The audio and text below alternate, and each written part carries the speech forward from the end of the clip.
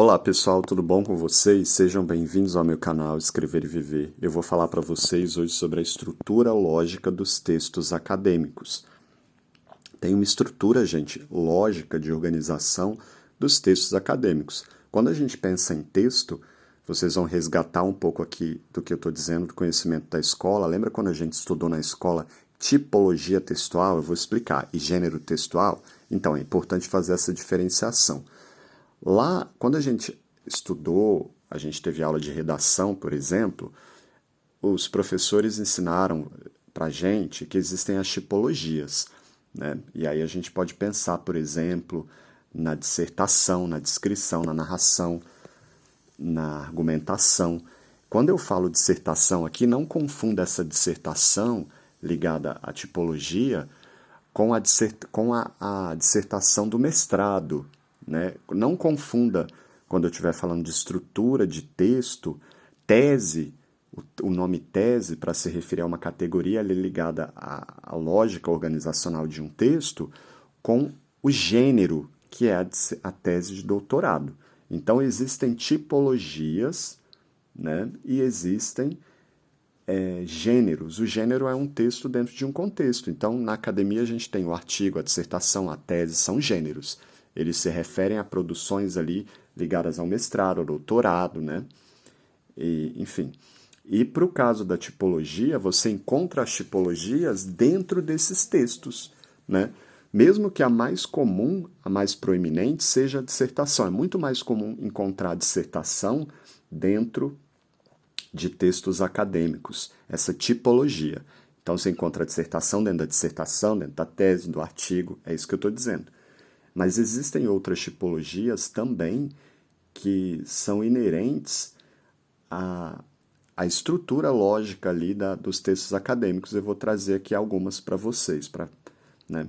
Por exemplo, lá na dissertação, né, que é a mais comum, os autores apresentam.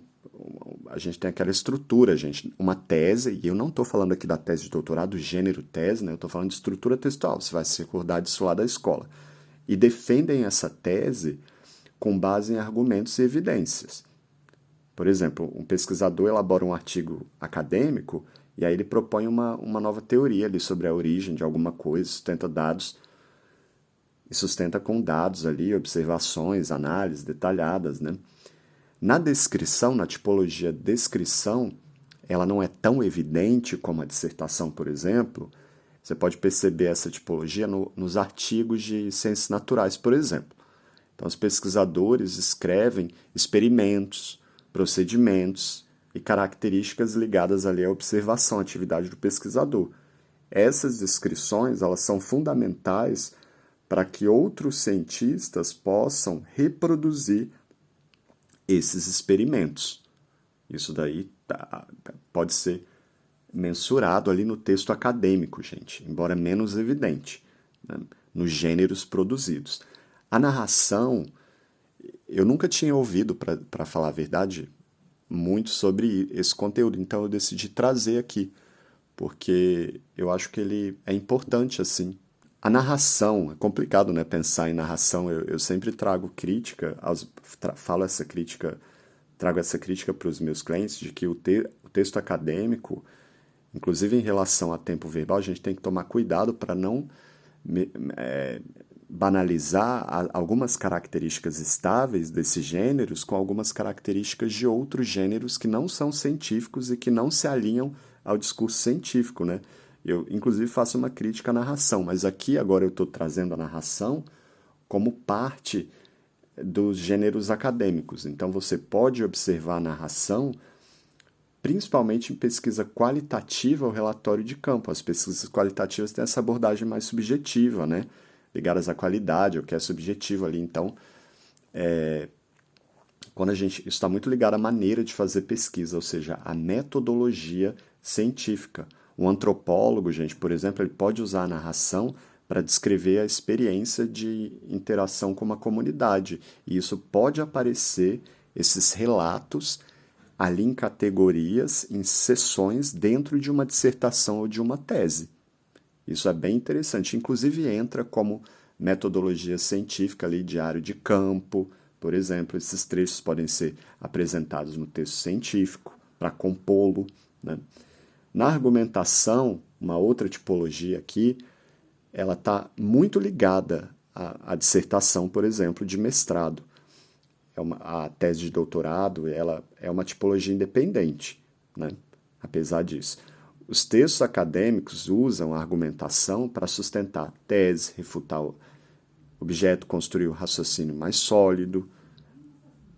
No ensaio acadêmico, a gente pode argumentar, com base nas citações de autores, contra ou a favor de uma política pública, por exemplo, com base numa evidência e lógica, né? Não é uma argumentação ali, vozes da nossa cabeça. Aí surgem as citações, por exemplo. Na tipologia exposição, isso é usado, por exemplo, em partes introdutórias, na seção de metodologia, nas discussões dos resultados. E aí os autores, os pesquisadores, né, nessas sessões, eles descrevem os fatos, os conceitos, procedimentos, né, sem explicitar ali a argumentação. Essas tipologias, gente, elas se mesclam no texto. A gente não pode pensar assim, não é aquela coisa de dar nome aos bois que a escola propõe. Os gêneros textuais, os textos na universidade, eles são híbridos, eles se constituem a partir de características de outros textos. É por isso que, por exemplo, lá na graduação, tem gente pedindo um TCC, que é um trabalho de conclusão de curso, em formato de artigo científico. E o TCC tem uma estrutura diferente do artigo. Então, é por isso que você vai achar estranho, em muitos casos, alguém fazer um TCC como se fosse um artigo, né? Por fim, aqui, a instrução. Porque está muito comum ali a textos manuais de laboratório, guia de pesquisa. Essa tipologia envolve orientações, assim, um passo a passo sobre como realizar uma tarefa. Então você observa isso também nos textos acadêmicos. Espero que esse áudio tenha agregado aí para vocês pensarem o texto acadêmico, para desvendarem esse texto e a característica dele. Proponho aqui com esses áudios nesse canal para ficar acessível para todo mundo. Sou revisor de texto linguista há mais de 16 anos.